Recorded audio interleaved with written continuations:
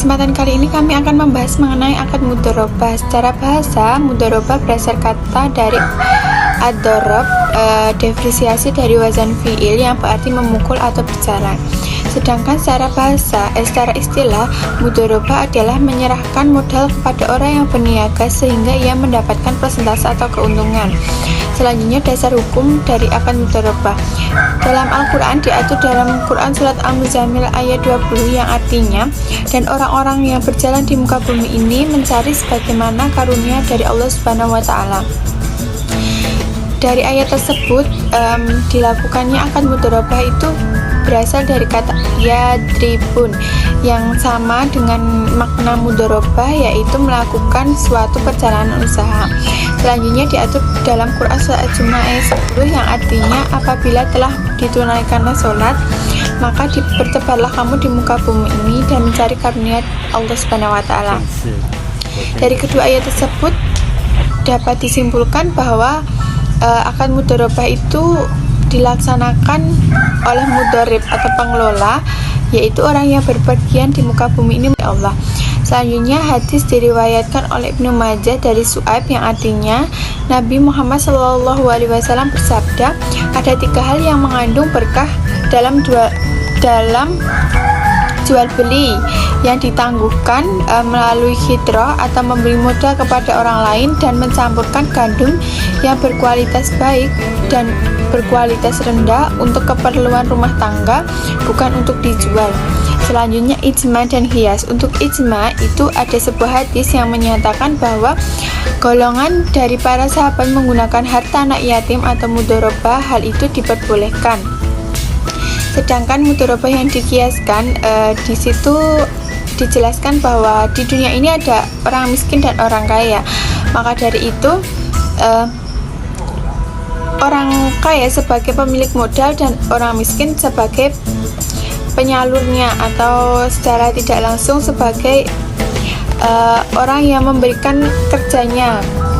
Maka dari itu, tidak sedikit orang miskin yang bekerja namun tidak memiliki modal. Dengan demikian, adanya mudharabah diharapkan dapat memenuhi kebutuhan manusia agar mereka saling bermanfaat satu sama lain. Selanjutnya, dalam kaidah fikih di situ dijelaskan bahwa Rasulullah Shallallahu Alaihi Wasallam itu tidak melarang adanya akad mudharabah ini.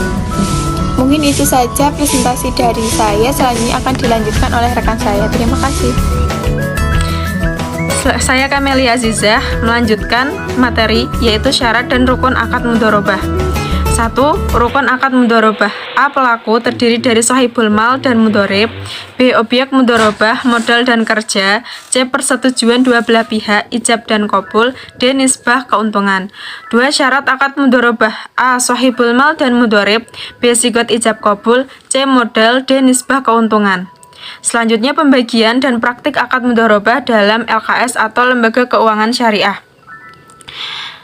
Mudharabah terbagi menjadi 2, yaitu mudharabah mutolak dan mudharabah muqayyadah. Mudharabah mutolak adalah mudharabah bebas atau tanpa syarat, yang artinya pengelola modal atau mudharib bebas mengelola modal itu pada usaha apa saja dan di mana saja tanpa adanya syarat dari sahibul mal yang menurutnya akan mendatangkan keuntungan.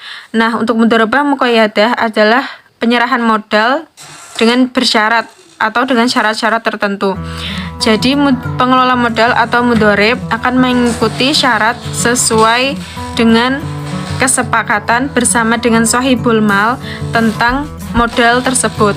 Seperti contohnya, modal hanya boleh dikelola pada sektor-sektor tertentu seperti sektor perikanan atau sektor pertanian saja.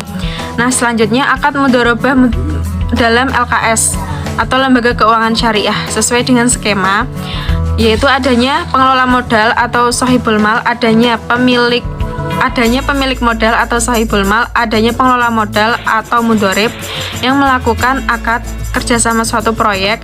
Dengan akad mudharabah yang ciri utamanya melakukan ketentuan dari nisbah keuntungan bagi hasil di awal. Nah, suatu ketika pengelola modal itu mendapatkan keuntungan, maka dia akan menyerahkan modal pokok dan juga keuntungan yang telah ditetapkan di awal sesuai nisbah keuntungan pada sahibul mal. Baik, selanjutnya saya Kansadia Safitri dengan NIM 192111231 akan melanjutkan materi tentang akad mudharabah yang sebelumnya sudah dijelaskan oleh rekan-rekan saya. Yang mana materi pertama yaitu Fatwa DSN MUI tentang mudharabah. Fatwa Dewan Syariah Nasional nomor 07-MUI-MUI-5-2000 tentang pembiayaan mudharabah, menimbang, mengingat, memperhatikan, memutuskan, menetapkan tentang pembiayaan mudharabah. Lalu yang kedua, berakhirnya akad mudharabah.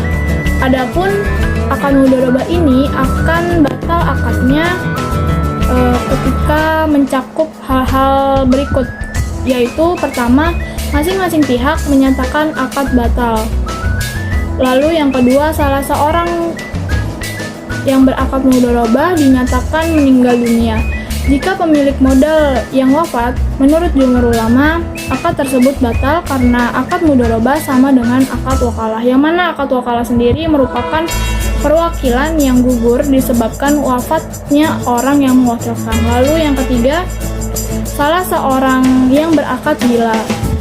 Kenapa dapat batal? Karena orang gila dianggap tidak cakap hukum.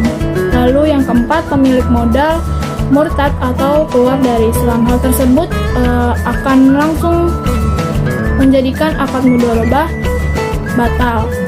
Lalu yang kelima atau yang terakhir, modal habis di tangan pemilik modal sebelum dikelola oleh pekerja. Seperti itu. Lalu selanjutnya yang terakhir, isu terkini tentang akad mudharabah.